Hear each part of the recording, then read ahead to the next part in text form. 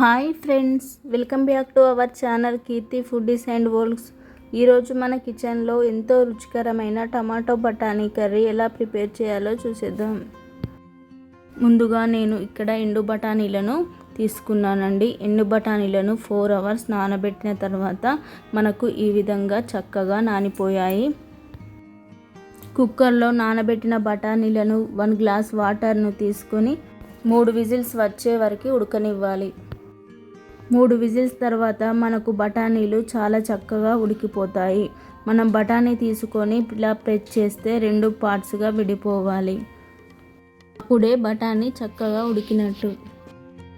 5-6 టమాటాలను తీసుకొని శుభ్రంగా వాష్ చేసి ఈ వీడియోలో చూపిన విధంగా చిన్న చిన్న ముక్కలుగా కట్ చేసుకొని కరివేపాకు, పచ్చిమిర్చి, ఆనియన్స్ని ఈ విధంగా కట్ చేసుకొని స్టవ్ వెలిగించి కడాయి పెట్టి కడాయిలో 3 tablespoon ఆయిల్ పోసుకొని ఆయిల్ హీట్ అయ్యాక 1 teaspoon జీలకర్ర, 1 teaspoon ఆవాలు, శుభ్రంగా వాష్ చేసి పెట్టుకున్న కరివేపాకు వేసుకొని చక్కగా ఫ్రై చేసుకోవాలి.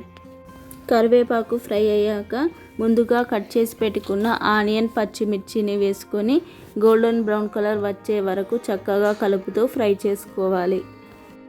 ఆనియన్స్ గోల్డెన్ బ్రౌన్ కలర్ వచ్చాక చిటికెడు పసుపు, అల్లం వెల్లుల్లి పేస్ట్ వేసుకొని అల్లం వెల్లుల్లి పేస్ట్ పచ్చివాసన పోయే వరకు కలుపుతూ ఫ్రై చేసి ముందుగా కట్ చేసి పెట్టుకున్న టమాటాలను వేసి మొత్తం కలిసే విధంగా ఒక్కసారి కలుపుకొని ఒక 15 minutes మగ్గనివ్వాలి.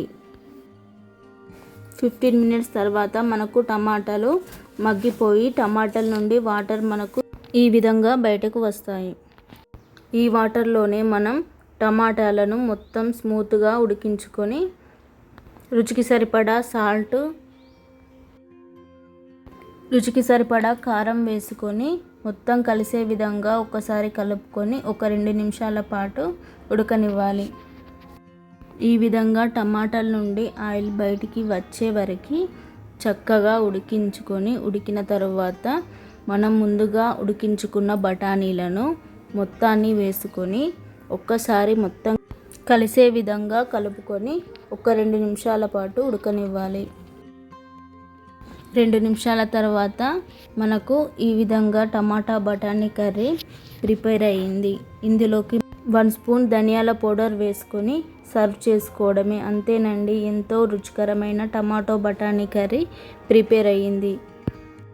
ఈ స్టైల్లో టమాటో బఠానీ కర్రీ నచ్చినట్లయితే please like, share and subscribe చేసి పక్కన ఉన్న గంట బెల్ని ప్రెస్ చేయండి.